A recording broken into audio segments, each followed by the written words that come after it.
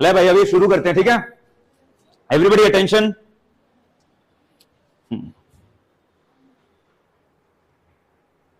Case study हमने बात की थी उस दिन, केस स्टडी का आंसर कैसे लिखते हैं, ठीक है, स्ट्रक्चर की बात की थी।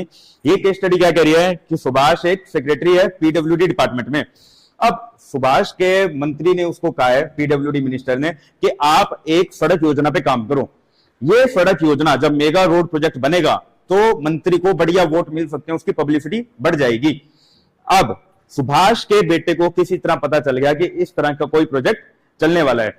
सुभाष के बेटे ने उससे रिक्वेस्ट की कि पापा आपको तो सारा कुछ पता ही है, रोड कहां से जाएगी, तो आप मुझे सारी डिटेल्स बता दीजिए, क्योंकि अगर आप मुझे बता दोगे प्रोजेक्ट की अनाउंसमेंट से पहले तो मैं आसपास की सारी जमीनें खरीद लूंगा।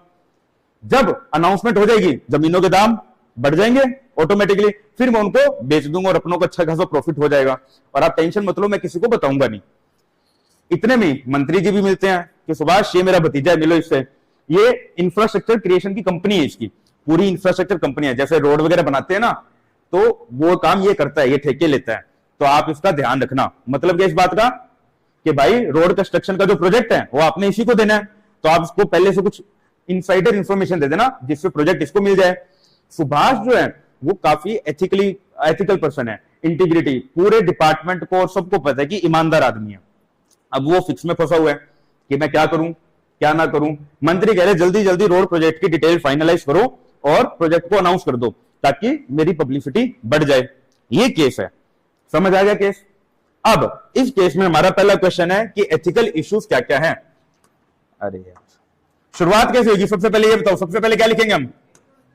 इंट्रोडक्शन। क्या होगा इंट्रोडक्शन, बताओ। इंट्रोडक्शन क्या होगा? जब आपको किसी केस स्टडी में इंट्रोडक्शन लिखना हो, वो केस में आपको क्या समझ आया, 3-4 लाइनों में वो लिख दो, वो आपका इंट्रोडक्शन बन जाता है। एग्जांपल के तौर पे कि ऊपर वाले केस में ये बताया गया है कि एक ऑफिसर है जो ईमानदारी से अपना काम करना चाह रहा है, लेकिन उसके ऊपर एक्सटर्नल प्रेशर है उसकी फैमिली का और मंत्री का कि हमें डिटेल्स ऑफ प्रोजेक्ट की डाइवर्ज कर दो। ठीक है, समझ आ गया। The above case study describes a scenario whereby the officer is ethical, competent, but he is feeling pressure because to divulge the details of the public project। समझ आ गया, introduction आ जाएगा। एथिकल कीवर्ड आप इसमें डालना चाहो तो डाल सकते हो कि it is a classic example of, इस तरह से भी लिख सकते हो, it is a classic example of public duty versus private gain. कि एक प्रॉपर एग्जांपल है कि एक तरफ तो पब्लिक ड्यूटी है उसकी, दूसरी तरफ पर्सनल गेन, कि बेटे को बता दिया तो प्रॉफिट तो खुद भी लेगा ना। समझ आ गया। और अगर मंत्री के बेटे की बात मानी तो मंत्री भी खुश होगा। ठीक है, इंट्रोडक्शन आ गया। स्टेक होल्डर्स कौन कौन है इसमें? हमेशा केस स्टडी में पहले इंट्रोडक्शन फिर स्टेक होल्डर्स, पूछे चाहे ना पूछे दोनों चीजें लिखनी ही लिखनी है। स्टेक होल्डर्स कौन कौन है? सुभाष हो गया एज अ सेक्रेटरी, ठीक है, और मंत्री और बेटा और मंत्री का भतीजा, मंत्री एंड नेफ्यू यही लिख देते हैं, चल, और जनता, सोसाइटी एट लार्ज। अगर आपने करप्शन कर लिया तो सोसाइटी पे भी तो इंपैक्ट पड़ेगा, बैंकर वाला, तो सोसाइटी एट लार्ज। उसके बाद जब ये दो चीजें अपनों ने लिख दी, फिर आएंगे अपन मेन क्वेश्चन पे। अब बताओ पूछ क्या रहे, सबसे पहले क्या पूछ रहे हैं? नैतिक मुद्दे क्या है, एथिकल इश्यूज। बताओ क्या क्या एथिकल इश्यूज है इसमें इन्वॉल्व? क्या? करप्शन। ठीक है, करप्शन को आप इस तरह से लिखो, public duty versus private gain. इसको ही लिखो, public duty versus private gain. कि एक तरफ तो पब्लिक ड्यूटी है कि आपको अपना काम पूरी ईमानदारी से करना है, दूसरी तरफ प्राइवेट गेन की पेमेंट की बात आ रही है। ठीक है, सेकंड, और क्या क्या एथिकल इश्यूज हैं? Number 2, nepotism. मंत्री का भतीजा कि भाई सारे प्रोजेक्ट हमारे पास ही हैं, आ जाएगा नेपोटिज्म, हाँ या ना? नेपोटिज्म। और क्या एथिकल इश्यूज नजर आ रहे हैं? सोचो सोचो, खुद का दिमाग लगाओ, हमने तो फिर बताना ही है। बताओ, सोचो। एथिक्स पढ़ रखा है ना? नहीं, अच्छा आपने नहीं पढ़ा, बाकी जनता आधों ने तो पढ़ रखा है। बताओ कुछ एथिक्स के कीवर्ड बताओ। कॉग्निटिव डिसोनेंस, ये तो मैंने ही बताया था, अब मत बोलना नहीं पढ़ रखा, ये मेरा बताया हुआ है। कॉग्निटिव डिसोनेंस क्या होता है? क्या होता है कॉग्निटिव डिसोनेंस?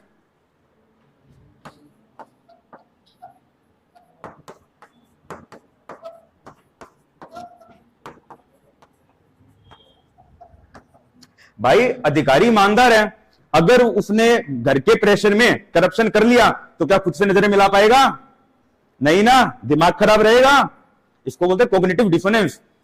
एक फिक्स में है कि क्या करे क्या ना करे, माइंड खराब हो रखा है, समझ रहे हो? एथिकल इशू बनेगा। फोर्थ, गीता का एक फेमस कोट है, किस किस को आता है? कोई बता ना, गीता के कोट्स तो पढ़े होंगे ना, गीता के अंदर जो श्लोक हैं अलग अलग, कोई एक आधा तो आता होगा, पता है किसी को? हाँ बोल बोल बोल। कर्म करो फल की इच्छा मत करो, यहां ये फल की इच्छा करेगा अगर मान गया तो, है ना? यानी कि इसको बोलते हैं निष्काम कर्म, कि आप अपने कर्म पे ध्यान दो। निष्काम कर्म एक इशू आ रहा है यहां, आया ना? निष्काम कर्म क्या कहते हैं? कर्म करते रहो, फल की इच्छा मत करो। बट अगर उसने करप्शन के लिए मान गया तो ये तो फल की इच्छा हो गई। निष्काम कर्म एक एथिकल इशू आ गया। 4 इश्यूज हो गए, और कोई याद आ रहा है? लिख सकते हो, ठीक है। उसके बाद सेकंड क्वेश्चन, क्या क्या ऑप्शन अवेलेबल है उसके पास? ऑप्शंस बताओ क्या क्या ऑप्शंस हैं? पहला,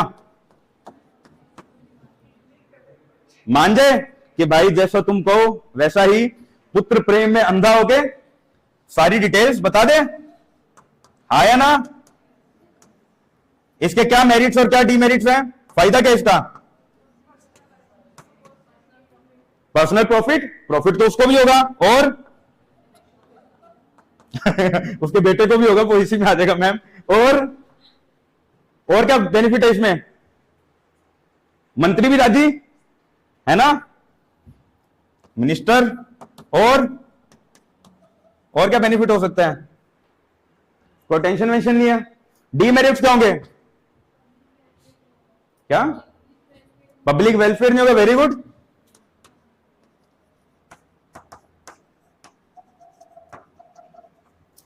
अगेंस्ट पब्लिक वेलफेयर, और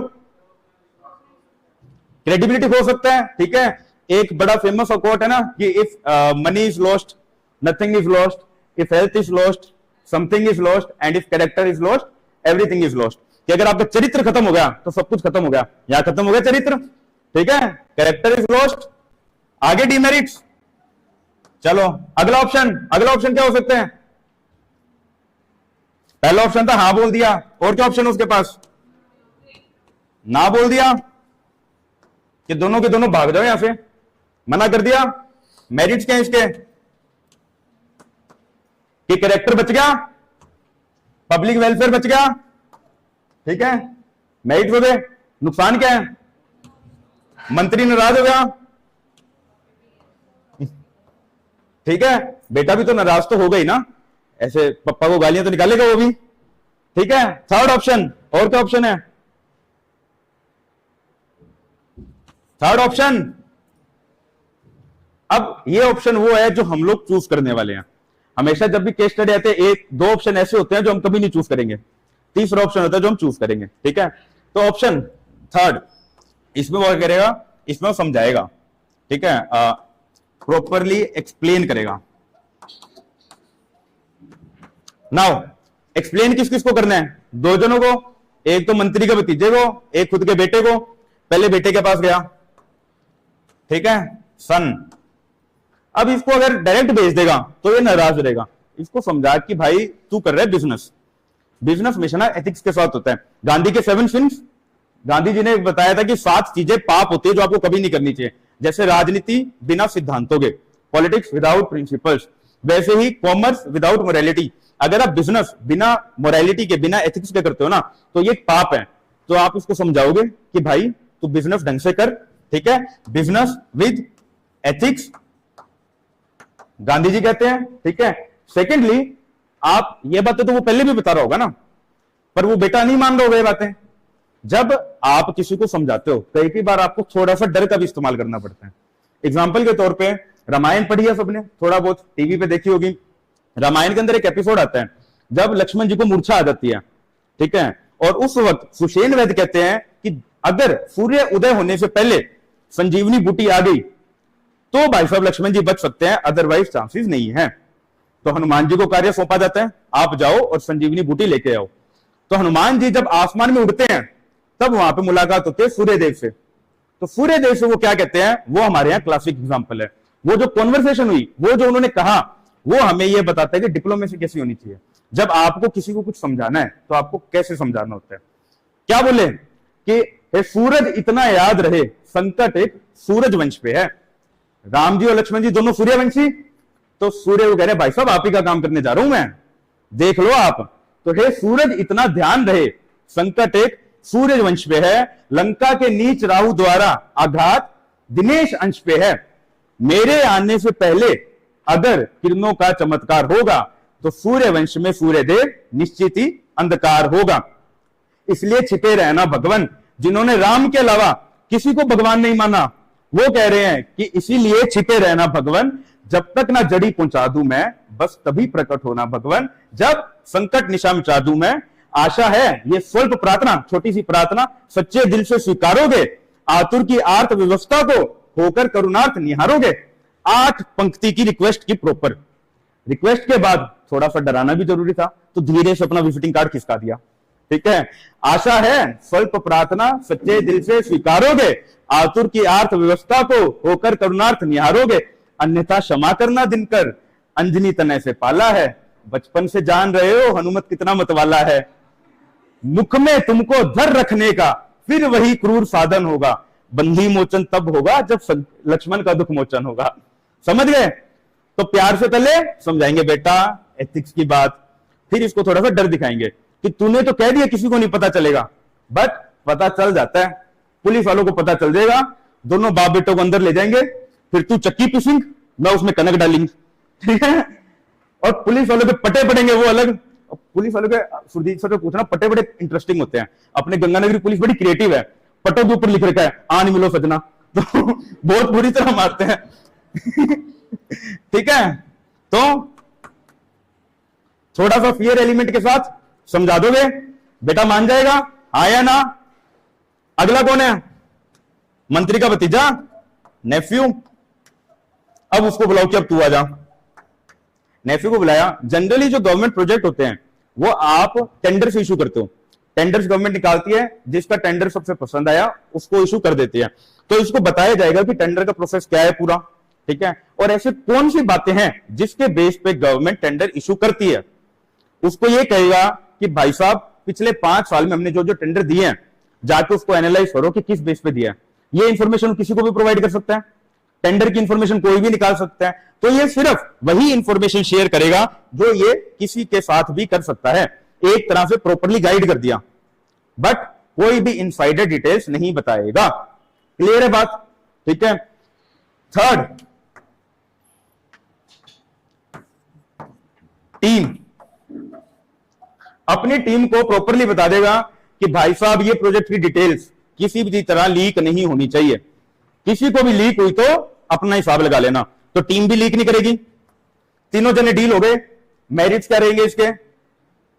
फायदा क्या रहेगा? पब्लिक वेलफेयर अपहेल्ड, और क्या चीज? करप्शन से भी बच गए, ठीक है, लिख लेंगे बेनिफिट। बट हर ऑप्शन में कुछ ना कुछ नुकसान तो होते हैं। बेटे को इतना समझाया, पर हो सकता है थोड़ी देर नाराज रहे, बट वो नाराज थोड़ी देर के लिए रहेगा। थोड़े टाइम में उसको समझ आ जाए कि बात तो सही कह रहे हैं, पड़ेगी बहुत, ठीक है। तो यानी कि 1 हफ्ता नाराज रहेगा, बाद में मान जाएगा। शॉर्ट टर्म में नाराज है, मीडियम टर्म लॉन्ग टर्म में समझ आएगा वो भी बात। बेटे की प्रॉब्लम सॉल्व। मंत्री हो सकता है थोड़ा सा नाराज हो जाए कि आपने मेरे बेटे को प्रोजेक्ट नहीं दिया, बट मंत्री नाराज होकर भी क्या करेगा? प्रोजेक्ट इंपॉर्टेंट है, वो चाह रहे कि सुभाष टाइम पे कंप्लीट करे, ट्रांसफर तो नहीं करेगा। इसके बाद की बाद में देखेंगे, क्या टेंशन है। समझ गए? मंत्री नाराज होकर भी ज्यादा कुछ नहीं कर पाएगा। तो हमारी प्रॉब्लम सोल्व हो गई। लास्ट में जो ऑप्शन है उसमें ये पूछ रहे हैं आप कौन सा ऑप्शन चूज करोगे और क्यों। ये ऑप्शन चूज करोगे, क्यों करोगे? क्योंकि इसमें हमने एथिक्स को प्रमोट किया है, हमने इंटीग्रिटी को प्रमोट किया है, हमने करप्शन नहीं किया। ये बात लिख के आप उसको कंक्लूड कर दोगे। हाँ या ना? लिख लोगे? पक्का?